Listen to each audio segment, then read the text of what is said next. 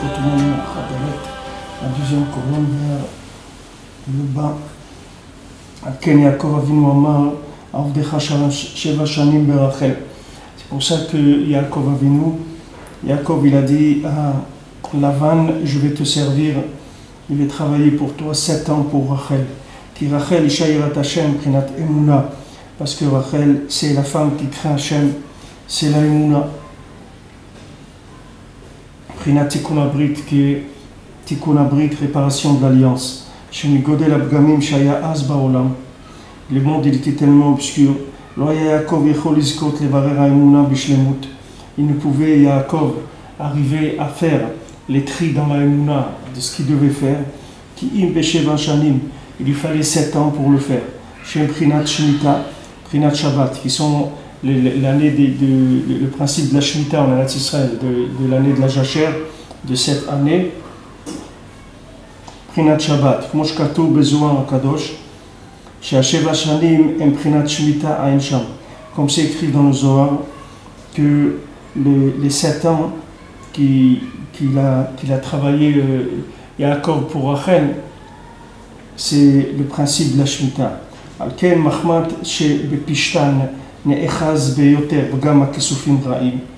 Comme maintenant dans le Pishtan, dans le lin, il y a une emprise très importante des désirs négatifs, qui ou Korban Caïn, parce que ça c'était le Korban de Caïn, c'était l'offrande de Caïn chez Harag et Hevel Basadeh, qui a tué son frère Hevel dans le champ. Alken hu machrish ara'atuva. Donc lui, c'est quelque chose qui affaiblit beaucoup la terre, le lin. Ve'eno chozeret lekocha ki'im b'sheva shanim daika. Et la terre, elle ne reprend ses forces qu'au bout de 7 ans précisément. Shetzrichim b'tiagea kol ha'sheva shanim. Parce qu'il faut se fatiguer tous les 7 ans. Kedei levarer ha'emuna b'shlemut al yedei sheva shanim daika. Pour faire le tri dans la emuna et Davka. Il faut 7 ans, c'est-à-dire il faut 7 ans de travail par rapport au principe de 7 qui est 6 jours de la semaine et le 7e jour de le Shabbat. Vezeu gamken prinat korat hashikma sheno choser kevatrila ad sheva shanim. C'est aussi le même principe de korat hashikma, c'est aussi quelque chose qui pousse, je ne sais pas ce que c'est exactement, qui ne retourne qu'au bout de 7 ans, c'est-à-dire qu'il ne fait que la terre retrouve ses forces qu'au bout de 7 ans. Shikmim hem min erez. Qu'est-ce que c'est shikmim? C'est une sorte de blé, de riz. C'est une sorte de riz. Le korat shikma, c'est une variété de riz. Ve erez giz'o machalif. Alken atzadik imshal erez. Et lui, le riz, il se renouvelle, il se change. Je ne sais pas exactement comment ça pousse, mais ça. Il doit être facile à faire pousser. C'est pour ça que le tzaddik, il est comparé à Erez. Non, si je me suis trompé. Erez, ici, c'est pas dire Orez. Orez, c'est le riz. Erez, c'est le cèdre. Erez, c'est le cèdre. Donc maintenant, le tzaddik, il est comparé au cèdre. Comme c'est dit dans Shabbat, Keres Balevanon Nisge, quand c'est écrit comme un cèdre du Liban, le tzaddik il va se tenir, il va se maintenir, c'est-à-dire il va être fort comme un cèdre du Liban. Veikar Prinat Gizo Machalifru Aledeshlemut Haemuna. Maintenant, comment il change son feuillage ou ses branches, c'est par la shleimut de la Emuna. C'est-à-dire c'est la Emuna qui fait qu'il y a un renouvellement. Qui est Mouna et Prinat Koach HaGodel et Koach HaTzomer. Parce que la Mouna, c'est ce qui fait grandir, c'est ce qui fait pousser les choses. Comme c'est écrit dans un autre endroit, on voit que même Adam Arishon, Akadosh Baruch Hu lui avait préparé tout. C'est-à-dire, tout était sous la terre et attendait que Adam Arishon prie pour que les plantes, les fruits, les légumes, tout sortent de terre. Qui a la Rechaïm, Makofrim, Nehemar, Yu, Kachatzir, Gagot, Shekadmat Shalaf Yavesh, parce que les kofrim, les rechaïm, les kofrim, les gens qui sont des hérétiques, alors eux, on les compare à des choses qui poussent sur les toits qui après se dessèchent.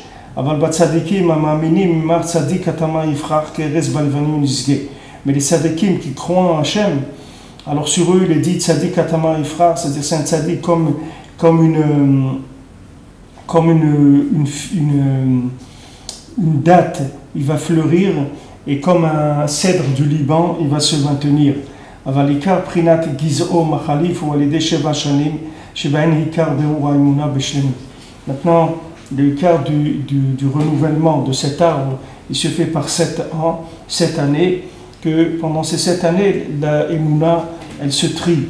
C'est-à-dire c'est un cycle pour renouveler la Emouna. De la même manière que dans la semaine, il y a un renouvellement de la Emouna, le fait qu'on a commencé Yom Rishon, le dimanche, et on est tous les 6 jours de la semaine dans les 39 travaux, et après on rentre dans Shabbat, c'est un cycle de Emouna, c'est un cycle d'évolution dans la Emouna. Alors le principe aussi dans les années, c'est la même chose. C'est-à-dire 7 années, c'est un cycle d'évolution dans la Emouna.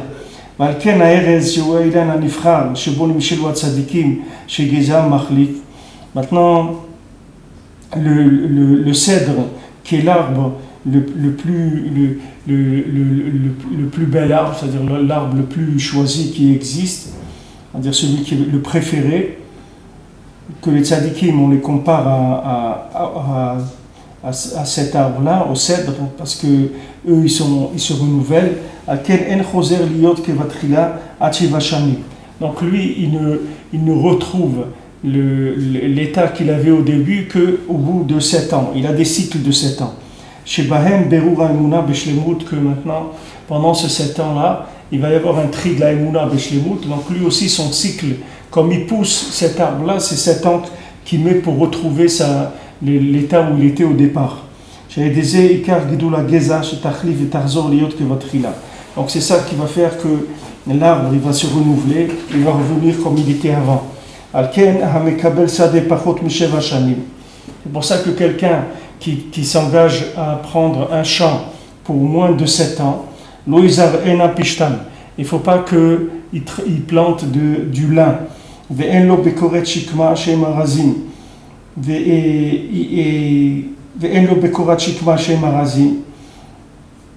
Et il n'a pas non plus de Bekoret Chitma, qui sont des...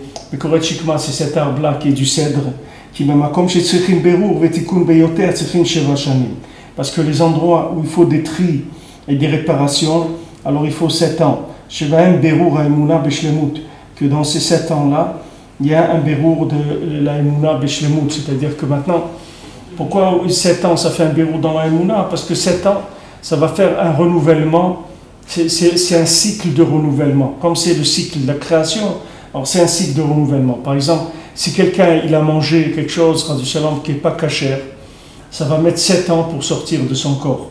C'est-à-dire quelqu'un qui mange non cachère, il a 7 ans avant que son corps il retrouve Bien sûr, si pendant ces 7 ans-là, il ne mange pas du non cachère.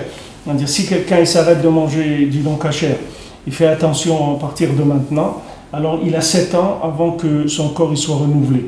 C'est un cycle de 7. Ce cycle de cycle-là, il est Mechadesh la Emouna. C'est-à-dire que maintenant, pendant ces 7 ans-là, on fait un tri dans la Emouna. Parce que ces 7 ans-là, ça va nous donner un nouveau niveau d'Emouna pendant 7 ans. Et 7 ans, c'est chaque fois que l'on est passé par 6 années, qui sont 6 années comme un principe de Chol, qui sont des jours de Chol, alors on va rentrer après dans Shabbat, dans la 7e année. Cette 7e année-là, elle va ramener tous les éléments qu'on a fait pendant les 6 années, elle va les ramener vers la Emouna qui est la 7e année.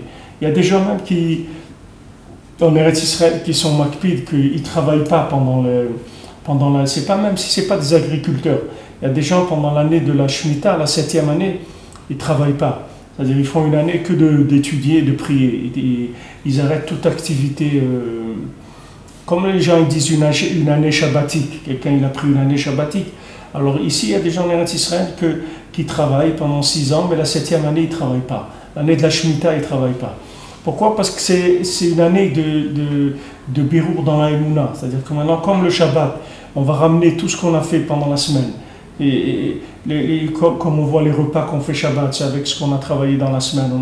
on a acheté pour Shabbat, on a préparé pour Shabbat. Comme on avait dit que quand quelqu'un va travailler, il doit avoir la kavana d'aider la diffusion du tzaddik ou bien pour faire Shabbat, c'est-à-dire qu'il va travailler pour avoir de quoi faire Shabbat. Alors ce qu'il a travaillé dans la semaine, il va l'inclure dans Shabbat. Donc ça c'est la fin d'un cycle de Emouna. Comme il y a des cycles dans le monde qui existent pour certaines choses, alors ça c'est le cycle de Birour qu'Akadosh Baruch Hu il a fait. Il a fait que maintenant pendant 6 jours, c'est comme si pendant 6 jours on sème et le 7e jour on récolte. C'est-à-dire que maintenant pendant 6 jours on travaille dans la matière, c'est-à-dire on est dans les 39 travaux, on fait attention à ce qui est permis, ce qui est interdit, ce qui est caché, ce qui est pas sourd, ce qui est tamé, ce qui est taor. On fait des tris avec le Shulchan Aruch. On se dirige dans les 6 jours de la semaine dans des tris dans les 39 travaux. Mais une fois que les 6 jours de la semaine ils sont finis, on rentre dans le 7e jour.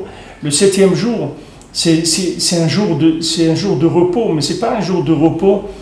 C'est pas le repos comme nous on l'entend, c'est-à-dire un repos qui veut dire un arrêt d'activité. C'est un repos par rapport au tri qu'on fait dans la semaine. C'est-à-dire que le Shabbat, on ne va pas faire des tris comme on fait dans la semaine.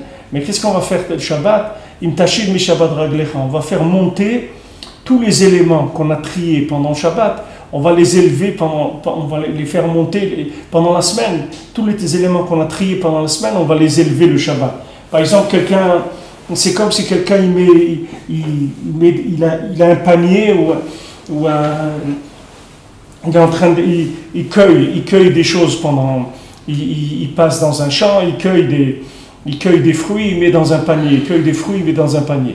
Et après, une fois que le panier est plein, il prend le panier et il le rentre à la maison. Maintenant, nous, pendant la semaine, chaque fois qu'on est mekayem la halacha, chaque fois que quelqu'un il fait le Shulchan Aruch, c'est-à-dire que maintenant, il va, par exemple, il va au supermarché, il fait ses courses. Lui, il achète ce qui est cachère. Ce qui n'est pas cachère, il n'achète pas. Maintenant, il prend quelque chose, il regarde. C'est cachère, c'est pas cachère. Ah, c'est cachère, il le prend. Ah, c'est pas cachère, il le laisse. Tout ça, c'est des tris dans la Emouna. Parce que maintenant, pourquoi il prend ça? Pourquoi il le laisse? Maintenant, voilà, il a un paquet de gaufrettes. Alors, il regarde ces gaufrettes-là. Ah, elles sont pas cachères, il les laisse. Maintenant, pourquoi il les laisse? C'est des gaufrettes, pourquoi il ne les prend pas? Parce que c'est pas cachère. Maintenant, pourquoi c'est pas cachère? Parce qu'il a la Emouna. La Emouna, que maintenant, la Torah, elle a donné des choses qui sont des règles de cacheroute. Et ces règles de cacheroute, elles font qu'il y a des choses qu'on peut manger, des choses qu'on ne peut pas manger. Donc maintenant, quand il prend quelque chose, quand il achète quelque chose de cachère, et il laisse quelque chose qui n'est pas cachère, il fait un tri. Il fait un tri dans la Emouna. C'est-à-dire, voilà, sa Emouna, elle a fait que maintenant, ça, il l'a acheté ou il ne l'a pas acheté. Maintenant, ce tri qu'il a fait, ce résultat-là, de ce tri, il ne peut pas monter encore. Parce que pour monter, il lui faut le Shabbat. C'est le Shabbat qui va l'élever dans les mondes supérieurs. Pour l'instant, il est stocké. C'est pour ça que si quelqu'un ne fait pas le Shabbat, c'est dommage, parce que tout ce qu'il a stocké pendant la semaine, il le perd s'il ne fait pas le Shabbat. C'est comme si quelqu'un il a un compte en banque, et il reçoit des chèques des clients, il travaille toute la journée, il reçoit des chèques, 1 jour, 2 jours, 3 jours, 4, 5, 6 jours, et après, à la fin de la semaine, il fait un dépôt à la banque de tous les chèques qu'il a encaissés pendant la semaine. Il va déposer sur le compte en banque.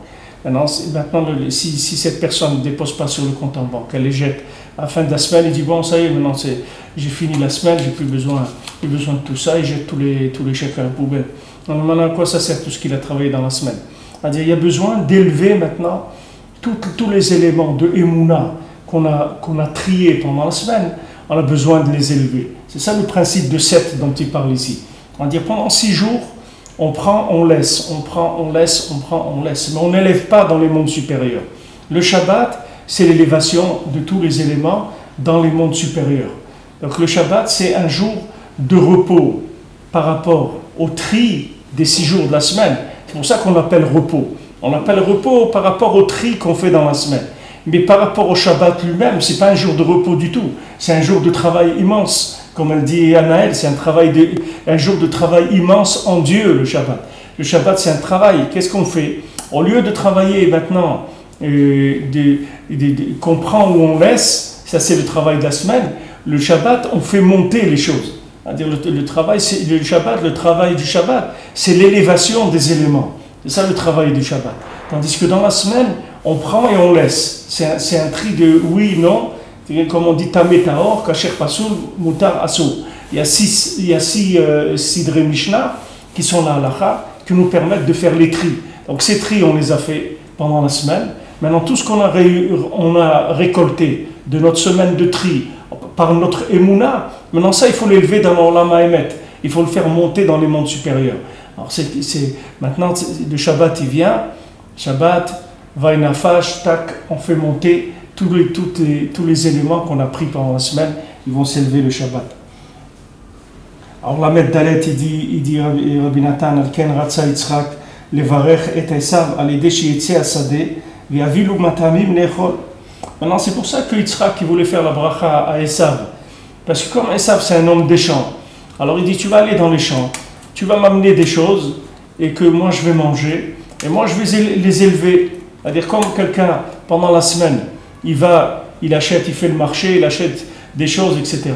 Et le Shabbat, il va faire des repas shabbatiques avec ça, et il va élever tous ces éléments qu'il a amenés de l'extérieur. Vetse Hasadeh Vetsudalitzaïd, comme c'est écrit, il a dit Yitzhak à Esav, tu vas sortir dans le champ et tu vas m'attraper du gibier. Et tu vas me les amener, et je vais manger pour que mon âme te bénisse. Qui Esav rima et aviv, parce que Esav il a trompé son père. Al-Shaya Savour, chez nous Racha, jusqu'à que Yitzhak qui pensait que Esav c'était pas un Racha. C'est-à-dire c'était pas un homme qui sortait pour sortir, c'est pas un homme qui sortait pour s'amuser dans les champs pour faire des bêtises. Et il pensait que c'était un homme que Bémet il allait chercher à l'extérieur des éléments pour les rentrer à l'intérieur. Al-Ken Ratza Yitzhak lishoach et Esav asadeh daika, she'avilu le'echol misham. C'est pour ça que Yitzhak voulait envoyer Esav dans le champ, précisément, pour qu'il lui amène à manger de là-bas, pour qu'il puisse faire rentrer l'abondance et la nourriture de l'extérieur vers l'intérieur. Et maintenant, comme ça, Esav il allait recevoir les brachot, les bénédictions de Yitzhak.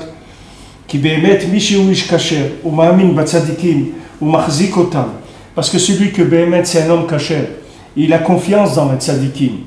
Et il aide les tzadikim à se maintenir, les marzikotam, c'est-à-dire qu'il leur donne de la tzedaka, il les aide, soit il donne de la tzedaka, soit il machameshotam, soit il les accompagne quand ils ont besoin, soit tout ce qu'il fait pour essayer de maintenir, d'aider le tzadik à se maintenir. Azay les familles ou ma'alek dora, mache yotse la chutz la sadeh la asok beiske melacha ou masyo matan. Alors des fois, c'est une grande ma'ala, c'est un très grand niveau quand cette personne-là, elle va dans les champs, elle va à l'extérieur pour faire du commerce. Parce que lui, quand il sort pas pour être un homme de la rue, pour un homme des champs. C'est pas pour ça qu'il sort à l'extérieur. Il ne sort momentanément que pour la parnassa, pour qu'il fasse rentrer l'abondance, la parnassa, de l'extérieur vers l'intérieur. Par le fait qu'il va nourrir le tzaddik, à ce moment-là, cette personne, elle est apte à recevoir la bénédiction, ça c'est sûr.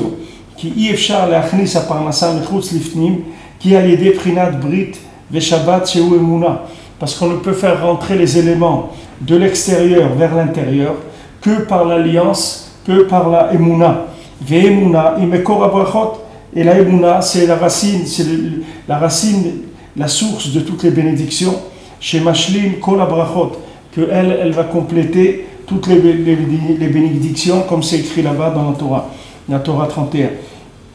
Donc maintenant, cette personne-là, quand elle sort à l'extérieur, elle va ramener la parnassa. Alors cette parnassa, maintenant, elle peut s'élever que par le Brit et Shabbat, c'est-à-dire que par le principe de l'alliance et de Shabbat. Pour ça que Yosef, il était capable non seulement de nourrir ses frères, mais il était capable aussi de mettre en place les 7 années. Yosef il a dit à Paro. Voilà comment ça fonctionne. C'est-à-dire que maintenant, c'est des cycles de 7. Dans ces cycles de 7, il faut savoir comment faire. Maintenant, il y a des gens, quand ils ont entendu Yosef, qui disait à Paro qu'il va y avoir 7 années d'abondance et 7 années de famine. Donc, il va falloir stocker des 7 années d'abondance pour les 7 années de famine. Il y a des gens qui ont voulu copier, ils ont dit, bon, ben on a compris ce qui se passe, nous aussi on va engranger de la nourriture pour pouvoir manger dans les 7 années de famine. Mais eux, tout ce qu'ils ont gardé, ça a pourri. Ça a pourri. Parce que eux, ils n'avaient pas Tikkun Abrit, ils n'avaient pas l'alliance, ils n'avaient pas la Emouna. Eux, ils croyaient que maintenant, ce qu'il a dit Yosef, c'est une combine de ce monde. Ils croyaient que c'est une combine, et comme quelqu'un, il dit voilà maintenant, quelqu'un il a 100 euros, on lui dit bon écoute, on ne sait pas si demain tu vas en avoir aussi. Alors maintenant, qu'est-ce qu'il vaut mieux que tu gardes un petit peu pour le lendemain. Ils croyaient que c'est une technique d'équilibre par rapport à ce monde. Il dit maintenant il y a 7 années d'abondance, on va stocker les 7 années d'abondance, comme ça 7 années de famine, on a de quoi manger. Mais manque de peau, quand ils sont venus, ils n'avaient pas eu de chance. Ça a tout pourri. Pourquoi ça pourrit? Parce que maintenant, la vitalité de la chose, elle vient de l'alliance, elle vient de la Emouna, elle vient du tzaddik. C'est Yosef qui permet que la chose, elle se conserve. S'il n'y a pas Yosef, s'il n'y a pas le tzaddik, il n'y a rien. Eux, quand ils ont envoyé Yosef, ils n'avaient plus rien, ils n'avaient plus de quoi manger, ils n'avaient plus rien, c'était la famine. Ils sont tombés dans la famine. Parce que Yosef, c'était lui qui amenait la bracha. C'est lui qui donnait à nourrir les Kolamaaretz. Il donnait à manger à tout le monde. Yosef, il a nourri l'humanité entière. Parce que Yosef, c'est lui le lien entre les mondes supérieurs et les mondes inférieurs. Donc c'est lui qui fait que la vitalité, elle peut se maintenir dans la parnassa, dans la nourriture, dans tout. Il y a un maintien de la vie. Les sadikim, ils amènent la vie dans la matière. Alors maintenant, au niveau pratique, quand on fait le Shabbat, pour entrer, au niveau pratique, qu'est-ce qu'on doit faire exactement à part le Shabbat qu'on fait Tu fais Tishomer Shabbat, tu fais la halacha, tu fais les repas du Shabbat, tu fais les chants du Shabbat à table. Rabbeinu l'a dit de faire attention de faire les chants du Shabbat à table. Tu fais Kiddush, tu fais ce que tu veux.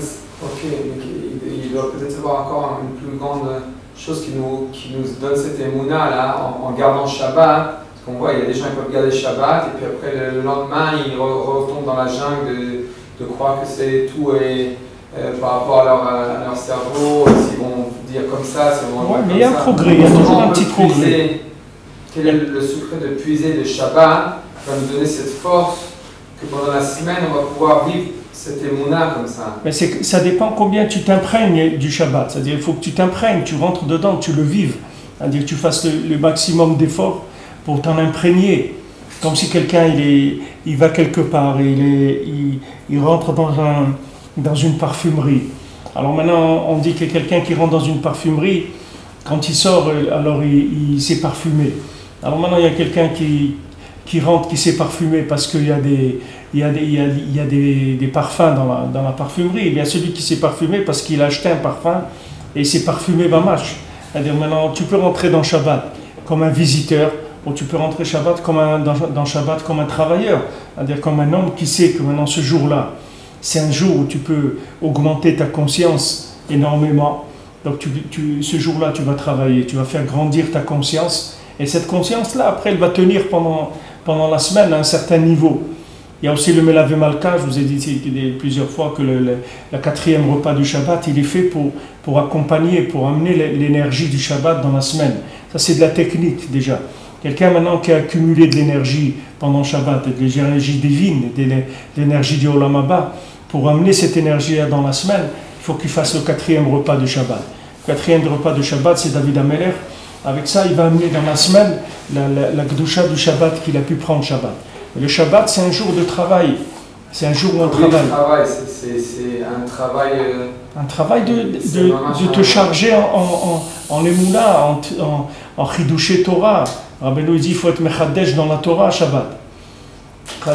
Shabbat, c'est comme il y a 2 pains, tu vois, Shabbat, l'Echem Mishneh. C'est l'Echem Mishneh là, c'est 2 pains. Il faut se forcer par exemple, je vois par rapport à moi. est-ce qu'il faut que je me force à casser la clipa disons, du sommeil de Shabbat? Je me dis non, tu sais quoi, ben, on va dormir moins, tant que pour l'instant c'est pas honnête pour moi. Si par exemple le Shabbat, après le repas de midi, j'ai besoin de dormir. Est-ce que je dois me forcer, ou le soir, je dois me forcer à gagner encore des heures d'études? Ça dépend, ça dépend. C'est-à-dire qu'il faut que ça. Ça dépend parce que si, il faut que ça soit un plus grand plaisir pour toi de te forcer que d'aller dormir. Si maintenant tu fais ça avec des nerfs, alors c'est pas Shabbat. Mais dans un autre sens, moi j'ai vu par rapport à votre conseil de dire il y a longtemps de chanter le Shabbat. Ouais. Bon, ça m'a pris peut-être maintenant, ça m'a pris 1 an pour comprendre que quand que j'arrive, le fait que je me suis forcé, j'ai dit non, il faut avoir 2 chansons sur la table de Shabbat. Au début c'était encore, maintenant c'est devenu une chose qui est, le fait que ça a forcé, après c'est rentré dans la Emouna au niveau que c'est un truc normal. Ouais. Est-ce que maintenant faut se forcer pour changer cette clipa là qui est par exemple le sommeil, le Shabbat, se reposer le Shabbat, jusqu'à temps que ça va venir tout seul, qu'on va réussir à passer tout seul, il n'y a rien non, qui vient. Tout seul, c'est la Touma qui vient tout seul, la Kedusha ne vient pas toute seule. Il y a, dans le principe de l'effort, si tu veux, il y a toujours l'approche qui est une approche de... C'est-à-dire, il y a l'effort pour l'effort, mais il y a l'effort d'après la conscience que tu as de la chose. Maintenant, cette chose-là, elle te demande un effort. Mais tu as une satisfaction de faire cet effort-là. Parce que maintenant, cet effort-là, c'est uniquement, tu as besoin de faire cet effort parce que c'est technique. C'est comme si tu vas marcher pour aller quelque part. Tu vas faire un effort pour marcher pour aller quelque part. Mais toi, tu as envie d'aller là-bas. C'est pas que tu n'as pas envie d'aller là-bas. Toi, tu as envie d'aller à cet endroit-là. Maintenant, pour aller à cet endroit-là, il faut que tu marches. Ça demande de faire un effort. Mais maintenant, si tu dois marcher, faire un effort, et que tu n'as pas envie d'aller là-bas, c'est là où il y a le problème. C'est-à-dire, le problème, c'est que quand tu n'es pas convaincu de la chose. Maintenant, si tu es convaincu que, par exemple, il faut faire les chants du Shabbat, tu sais que c'est ça qu'il faut faire. Maintenant, mais pour toi, c'est difficile de le faire. Alors, tu vas faire des efforts. Mais ces efforts-là, ils sont sur une base qui est une base saine, parce que tu en es convaincu. Maintenant, si tu n'en es pas convaincu, et c'est quelque chose et que tu fais des efforts pour le faire, c'est là où il y a un problème. Mais sinon... Qu'est-ce qu'il faut faire dans ce cas-là? Par exemple, si je suis convaincu qu'il faut lire les Teilim le Shabbat, le livre de Teilim le Shabbat, je sais que c'est sûr que ça va... Alors tu commences. Mais je sais très bien que c'est un très gros effort. Alors tu commences doucement. Maintenant, tu peux pas... C'est difficile pour toi de faire tout le Teilim le Shabbat. Ça te prend 3 heures par exemple, c'est beaucoup pour toi. Alors tu commences, tu fais un petit peu. Tu commences à faire un petit peu le Shabbat. Tu commences à te fixer, voilà, tu fais au moins 30 Mizmorim déjà. Tu commences, premier Shabbat, tu fais 30 Mizmorim. Deuxième Shabbat, tu fais 35 Mizmorim. Tu ajoutes à chaque fois un peu. Après, tu vas voir que tu vas tomber une fois, tu ne vas rien faire du tout. Ça ne fait rien, tu reprends après. Tu reprends 30, 35, jusqu'à que ça rentre. Tu commences doucement, jusqu'à que la chose, elle rentre. Et le but, donc, c'est que le Shabbat, qu'on soit dans le plus le but de Shabbat, c'est de ne pas dormir du tout, ni la nuit, ni le jour. Le but du Shabbat, c'est que du moment où il rentre, jusqu'au moment où il sort, tu fais rien que des séoudotes et tu pries et tu étudies. Ça, c'est le but. Mais maintenant, il ne faut pas se tromper et il ne faut pas faire des folies. Il faut faire aussi d'après, on a une famille, on a un corps, tout ça, c'est des choses qu'il faut les mettre dans la danse. Et il faut faire une danse qui est en harmonie avec tous ces éléments-là. Il faut en tenir compte. Maintenant, si tu es stressé parce que tu dois faire ça, ou tu dois faire ton Teilim, alors tu es stressé, les enfants ils sentent que tu es stressé. Maintenant, un enfant il vient, il va te raconter des bêtises qu'il y a eu dans la semaine, qu'il y a l'autobus qui est venu et qu'il a crevé le pneu. Alors maintenant, le monsieur, il cherchait une manivelle pour défaire le pneu. Et maintenant, il n'avait pas. Alors, ils étaient dehors. Il va commencer à raconter des sipourim, des bêtises que pour toi, maintenant, toi, tu as besoin, tu vas aller étudier la paracha ou le Zohar ou faire ton... il ne faut pas que tu sois tendu, il faut que tu sois détendu. Il faut que tu sois détendu avec la famille. Il ne faut pas être raide, il faut être souple. Maintenant, quand maintenant tu as fait ton repas avec ta famille et que les choses sont bien passées dans la simcha, etc. Maintenant, si tu sens que ta femme elle a besoin de parler avec toi, ou tu parles avec elle, tu fais ce qu'il y a à faire. Maintenant, après tout ça, tu as des forces, tu commences un petit peu, tu prends un livre, tu commences, et tu vas voir, si tu t'endors sur le livre, si tu tombes, alors qu'est-ce que tu vas faire? Tu peux pas aller lutter contre ton corps. Ton corps ici fait partie de l'affaire. Tu peux pas le mettre en dehors. Comment tu veux faire? Alors tu peux prier pour ça, que Kadosh Baruch Hu te donne de la force. Et bien, si tu as un éveil comme ça intérieur de la Neshama, tu vas voir. Le Rav de Tcherin, il a écrit un sefer qui s'appelle Ikara de Shabbata. C'est un sefer qui parle de tout le Likutei Moharan, mais sur Shabbat. C'est-à-dire qu'il fait parler toutes les Torotes de Shabbat. Chaque Torah de Likutei Moharan, depuis la première jusqu'à la dernière, il te la fait parler de Shabbat. Il te montre comment quoi elle parle de Shabbat. Même cette Torah, la Med Aleph, qu'on fait, il l'a fait entièrement sur Shabbat. Alors lui, quand il a fini d'écrire ce sefer-là, il dit qu'il n'a plus jamais dormi le Shabbat. Ça lui a donné, c'est-à-dire cet effort qu'il a fait dans la Torah pour être Mechadesh, parce que c'est des chidushim de Torah, sur toutes les Torahs de Likutei Moharan, il les fait parler de Shabbat. C'est que des chidushim, des choses extraordinaires. Alors dès qu'il a fini ce livre, il a dit qu'il n'a plus jamais dormi le Shabbat dans sa vie. Mais le Rav de Tcherin, c'était un grand olam, c'était un gadol, gadol chez Bekdolé, il était Rav sur 60 villes, c'était un grand, ce n'est pas un ben Adam Pachout. Donc maintenant, nous, si tu veux, on ne peut pas viser, les Khatrila commencer avec des choses comme ça, mais on peut déjà gratter un petit peu sur le sommeil, essayer de se lever tôt, par exemple. Maintenant, ces Shabbatot-là, c'est court, c'est-à-dire tout l'hiver et tout le Shabbat, il est court. Alors si quelqu'un se lève à 8h le Shabbat pour aller faire la prière, il finit la prière, il est 10h30, 11h, à 5h le Shabbat, il est fini déjà. Comment il va faire de 11h? Il va faire le kiddush, il va faire le repas, il va faire le Souda Shlishit, il va faire Mincha. Et où il va rentrer tout ça? C'est difficile. Alors c'est mieux si quelqu'un prie tôt, il finit de prier à 8h. Et là, il a de 8h jusqu'à 5h, c'est déjà plus intéressant. Alors de 8h jusqu'à 10h30, 11h, le temps que la famille elle commence à se réveiller, etc. Ça aussi, une personne ne doit pas trop travailler pendant la semaine, parce que c'est pas le travail qui va le fatiguer pour son Shabbat. C'est plus que toute sa force, elle doit le piler du Shabbat dans tout ce qui est... Ça dépend, chacun son tikkun. Tu sais, le travail de chacun, il dépend du tikkun abrit. Tu vois, dans le Shulchan Aruch, comment c'est régulé les rapports qu'un homme il doit avoir avec sa femme, c'est régulé d'après la parnassa de chacun. Tu vois, le Shulchan Aruch te dit voilà, celui qui est par exemple un matelot, c'est comme ça. Celui qui travaille comme ça, c'est comme ça. Parce que tout le lien du travail de chacun, il dépend du tikkun abrit. De combien quelqu'un il a réparé l'alliance. Plus quelqu'un il a réparé l'alliance, plus son travail il est facile dans la semaine. C'est-à-dire qu'il ne se fatigue pas, il ne s'épuise pas. Donc quand il rentre de Shabbat, dans Shabbat, il est léger. C'est pas que un effort physique, tu le ressens dans le physique. Mais Béhémet, la fatigue qu'on ressent, ce n'est pas une fatigue physique. C'est une fatigue profonde. C'est la fatigue de faire passer, si tu veux, les éléments de l'extérieur à l'intérieur. C'est-à-dire que maintenant, plus quelqu'un il a réparé l'alliance, plus c'est facile pour lui de récupérer les éléments du champ et de les faire rentrer à la maison. C'est-à-dire ces tris qu'il fait dans la semaine, ils se font beaucoup plus facilement parce qu'il est connecté. Maintenant, quand quelqu'un il n'est pas connecté, alors cette chose-là, elle est très difficile pour lui. C'est comme si tu prends l'évolution du monde. Avant, au début, quand ils ont commencé à faire des chariots, par exemple, ils ont fait avec des roues qui étaient carrées. Alors au début, ils avaient des roues carrées. Même les roues carrées, ils étaient contents, les gens. Alors ils poussaient des charrettes avec des roues carrées. Après, ils ont découvert le lien de faire des roues qui sont rondes. Et ça a été plus facile. Maintenant comme ça, il y a eu une facilité, comme ça, à chaque fois, plus de facilité dans le monde. Maintenant, plus quelqu'un est à l'alliance, et plus c'est facile pour lui, tout ce qu'il doit faire.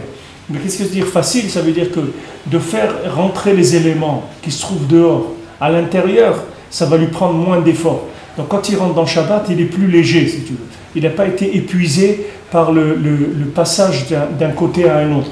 Tandis que celui maintenant, qui n'a pas l'alliance, alors ces deux mondes, le fait que l'alliance elle est faible, c'est deux mondes qui sont chez lui séparés, c'est-à-dire le monde de la Kedusha et le monde du travail, c'est deux mondes qui sont séparés. Donc quand il passe les éléments d'un côté à l'autre, c'est ça qui le fatigue BML. C'est pas le travail lui-même.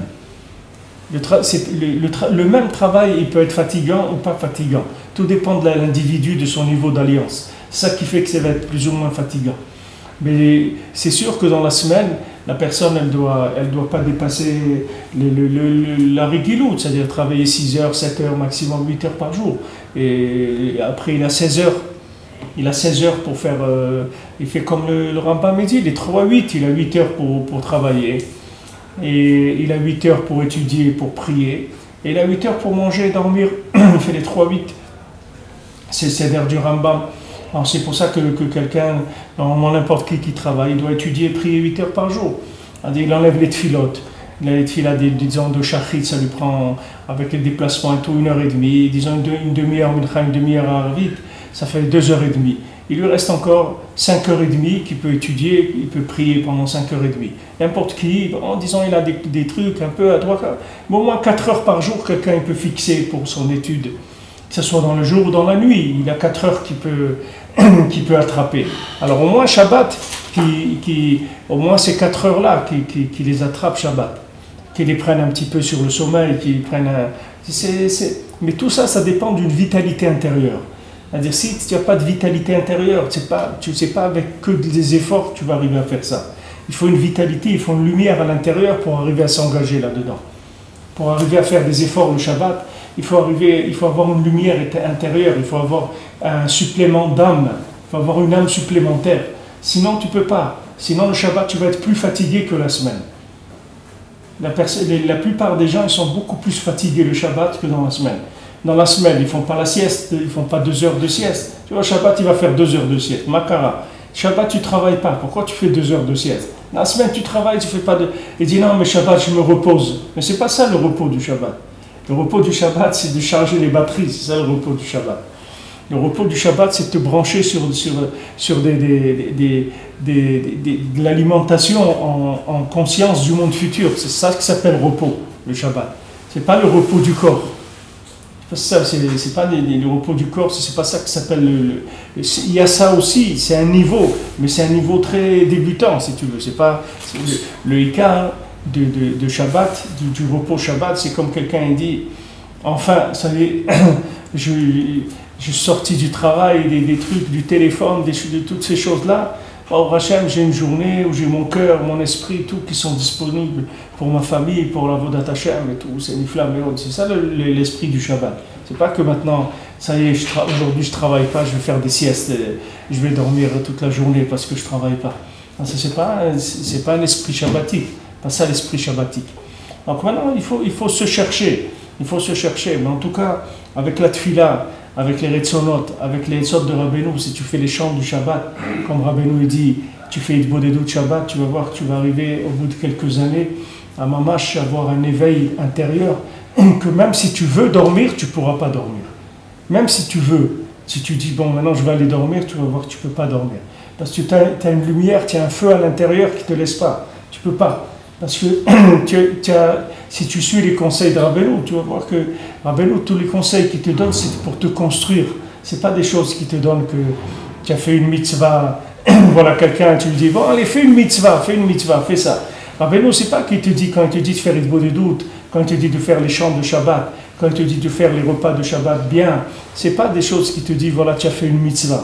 Rabbeinu te donne des conseils pour te construire, pour te développer. Tu vas voir qu'au bout d'un moment, tu vas grandir. Tu vas voir à l'intérieur, tu vas voir une flamme. Cette flamme-là, elle va t'alléger tout, parce que tu vas être porté par ça. Ça va être beaucoup plus facile pour toi de prier, d'étudier, de ne pas dormir le Shabbat. Tu ne vas pas avoir l'impression que tu as fait quelque chose de fantastique quand tu ne vas pas dormir le Shabbat. Parce que tu vois que c'est quelque chose qui est naturel chez toi. C'est un feu qui est à l'intérieur. Ce feu-là, il vient de l'âme supplémentaire. Alors, comment avoir cette âme supplémentaire? C'est avec les Retzonot que Rabbeinu dit que Vaïnafash, que l'âme supplémentaire, elle se fait par les Kisufim et les Retzonot, c'est-à-dire combien quelqu'un il veut, combien quelqu'un il aime la Torah, combien quelqu'un il aime Akadosh Baruch Hu, comment quelqu'un il veut rentrer Béhémet.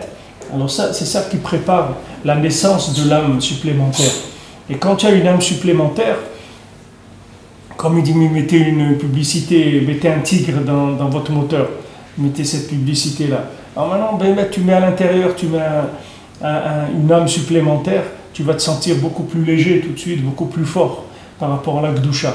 Il y a des choses ça c'est des, si tu veux, d'arriver à ne plus dormir le Shabbat, choses comme ça, c'est des fins de parcours. C'est pas le début, c'est pas avec ça qu'on commence. C'est des fins de parcours, c'est-à-dire c'est quelqu'un qui a travaillé, qui s'est construit et tout, il arrive à un feu comme ça qu'il ne peut pas dormir. Tu vois, Rabbi Nathan, Rabbeinu le vendredi soir, il disait une Torah, Rabbeinu faisait le tish, les chassidim ils venaient chez lui. Une fois que les chassidim ils avaient fini de manger chez eux à la maison, alors ils venaient, ils se mettaient à table avec Rabbeinu disait une Torah. Maintenant, après, quand Rabbeinu avait fini de dire la Torah, chacun est rentré chez lui.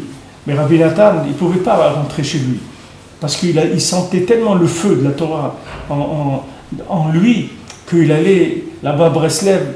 Si Bezrat Hashem, tu iras là-bas, tu verras qu'il y a un fleuve qui s'appelle le Big, qui est en bas du Tzion de Rabbi Nathan. Quand tu es sur le Tzion de Rabbi Nathan, tu vois en bas, il y a un fleuve qui passe. Et Rabbi Nathan, il allait sur les bords de ce fleuve-là, et il faisait Hitbodedut des doutes. Le vendredi soir, quand il entendait la Torah de Rabbeinu, il faisait Hitbodedut des doutes jusqu'au matin, jusqu'à la Tfila. Tous les vendredis soirs, comme ça, Rabbi Nathan il faisait. C'est pas parce que c'est pas l'effort, c'est qu'il y avait un feu qui brûlait en lui, il pouvait pas. Quand il entendait les paroles de Rabbeinu, il s'enflammait. Il pouvait pas rester tranquille. Il pouvait pas aller maintenant se mettre sa tête sur un oreiller, c'était impossible. Donc il sortait, il allait dans la forêt, au bord de ce fleuve-là, et il priait, il demandait à Kadosh Baruch Hu. Il y a un fleuve, il disait comme ça, il y a un feu. Quand la chanson qu'ils font, qui disait Breslev Borer Esh, dans Breslev il y a un feu qui brûle, Aver Otabelibi, il fait brûler dans mon cœur. C'est ce qu'il chantait, ce qu'il criait Rabbi Nathan. Il dit à Breslev il y a un feu, fais-le brûler dans mon cœur. Il demandait à Kadosh Baruch Hu, je veux faire Avodat Hashem, je veux avoir Aïrat Shamayim, je veux être un juif kasher. Il ne pouvait pas aller dormir, parce que la Torah de Rabbeinu, elle le réveillait complètement. Des fois Rabbeinu il disait une Torah, il tenait les gens réveillés pendant des heures et des heures. Rabbeinu, il a dit une fois, il a dit si je peux vous dire une Torah que je vous tiens réveillé pendant 3 jours et 3 nuits. Vous n'allez pas vous rendre compte qu'il est passé 3 jours ou 3 nuits. Parce que le koach de la Torah, si tu veux, du tzaddik, c'est que ça rentre dans la personne. C'est des neshamot qui rentrent dans la personne. C'est-à-dire c'est du surplus d'âme. Ce surplus d'âme, il fait que la personne elle s'élève. C'est comme ça qu'il faut faire Avodat Hashem. C'est pas par l'effort, si tu veux, de prendre des choses. Il faut construire de l'intérieur. Et à ce moment-là, après, tu vois que c'est facile. Parce que c'est construit de l'intérieur. C'est pas quelque chose que tu as été gratté, tu as été volé, ou tu as été prendre quelque chose qui t'a plu. Alors tu as été le prendre. Ça t'a plu. Alors maintenant tu as commencé à prier, tu as commencé à vouloir, tu as commencé à le désirer, le languir. Et ça même, ça va créer le surplus d'âme, le supplément d'âme qui va te permettre d'avoir cette chose-là.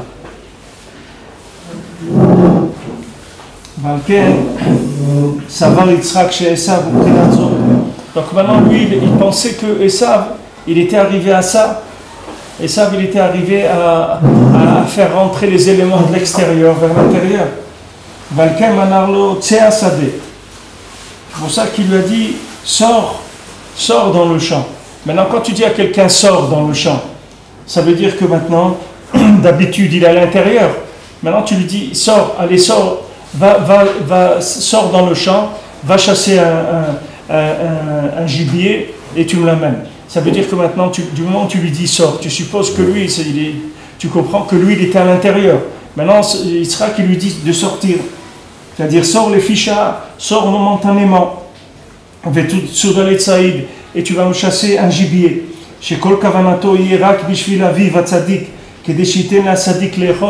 Que maintenant toute la raison pourquoi Esav il sort, c'est rien que pour son père, le tzaddik, pour Yitzhak. Tout le lien pourquoi Esav va à l'extérieur, c'est pour nourrir Yitzhak. Parce que maintenant la nourriture du tzaddik, c'est les chamapanim, c'est-à-dire que maintenant le tzaddik quand il mange, c'est l'isboa nafsho, c'est-à-dire le manger du tzaddik, c'est pour faire grandir son âme, c'est pas pour le corps que le tzaddik travaille.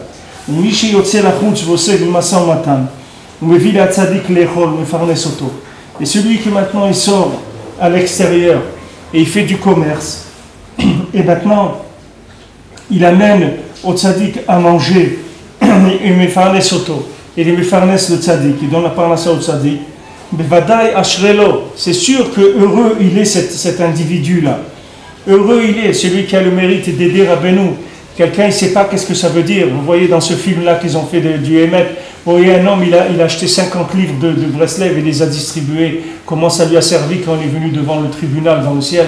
Comment c'est quelque chose, c'est un mérite. Qu'est-ce qu'il a fait dans sa vie? 50 livres, il les a achetés, les a distribués. Comment ça l'a aidé dans le ciel? À Koshken, quelqu'un qui aide pour que les paroles du tzaddik se diffusent dans l'âme, pour que les gens ils aient un endroit pour prier au nom du tzaddik, pour qu'il y ait un Bet HaMidrash au nom du tzaddik. Toutes ces structures-là, qui sont les structures du tzaddik, Ashrelo, heureux, mais dans ce monde-là, les gens ne voient pas qu'est-ce que ça veut dire ces choses-là. Parce qu'on est dans un corps qui est un corps de paysan, on ne se rend pas compte qu'est-ce que ça veut dire.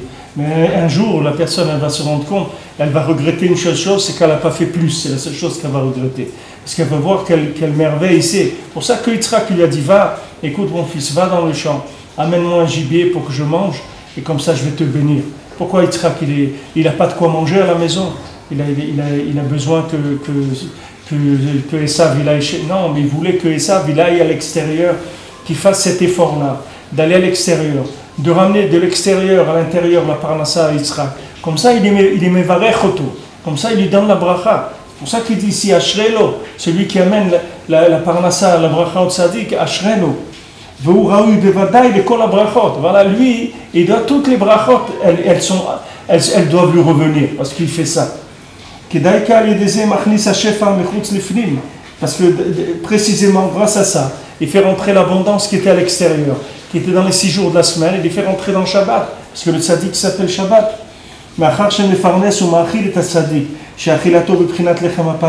Puisque maintenant il donne parnassa au tzaddik, et il le nourrit, que la nourriture du tzaddik c'est les chemapanim. Grâce à ça, il fait rentrer l'abondance qui était à l'extérieur, il a fait rentrer à l'intérieur. Vous comprenez? C'est-à-dire que si les choses sont à l'extérieur, c'est comme dans la semaine. Quelqu'un il a travaillé dans la semaine.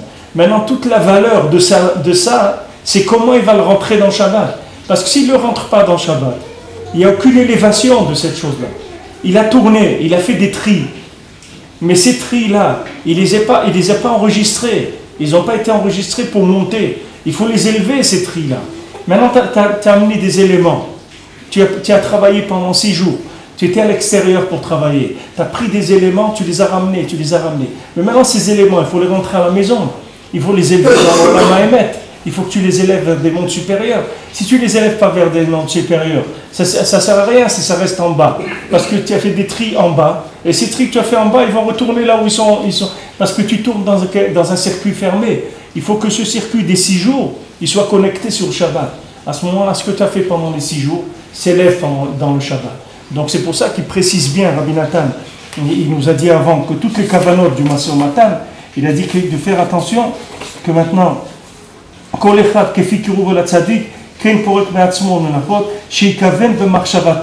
il dit que quand il va faire son Maseh Matan, il faut qu'il ait l'intention, chez Osea Esek, qui fait ce travail-là,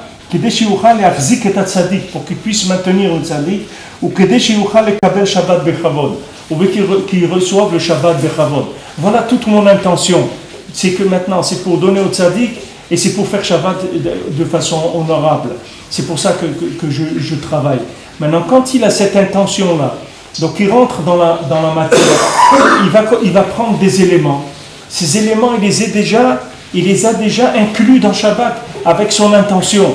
L'intention qu'il a de sortir, c'est pour Shabbat. C'est ce qu'il voulait, Yitzhak. Il lui a dit à son fils, va dehors, va chasser pour m'amener à manger. Comme ça, je vais te donner des brachot. C'est comme ça qu'il marche le cycle. C'est-à-dire que la personne, elle va à l'extérieur, elle va chasser, maintenant elle va amener un gibier pour le tzaddik. C'est ça son intention. Maintenant, lui aussi, il va manger, il va s'habiller, etc. avec ça. Mais le Icar, pourquoi il est sorti? C'est pour faire le repas à Yitzhak. Comme ça, quand Yitzhak il mange de ça, il lui donne toutes les brachot. Alors, ce schéma-là, il nous l'a rapporté déjà plusieurs fois, Rabbi Nathan, sur plusieurs angles ici. Le schéma, c'est que je sors en chasse d'éléments de Gdusha, d'âmes positives qui se trouvent à l'extérieur. Maintenant, quand je sors, j'ai l'intention de ramener ces choses-là, soit au tzaddik, soit pour faire Shabbat. Maintenant, quand j'ai cette intention-là, ces éléments, tout de suite, ils sont connectés avec le tzaddik ou avec le Shabbat. Et ensuite, ils ont leur élévation. Et ça même, c'est ça qui va me donner toutes les brachot. C'est comme ça que je vais recevoir toutes les brachot. Parce que moi, quand je suis sorti pour ramener les choses à l'intérieur. C'est dans cette intention-là que je suis sorti. Cette force-là, il faut la puiser le Shabbat. Cette force-là, on la puise le Shabbat, la Emouna. Ce Shabbat, c'est Emouna, c'est l'éthique.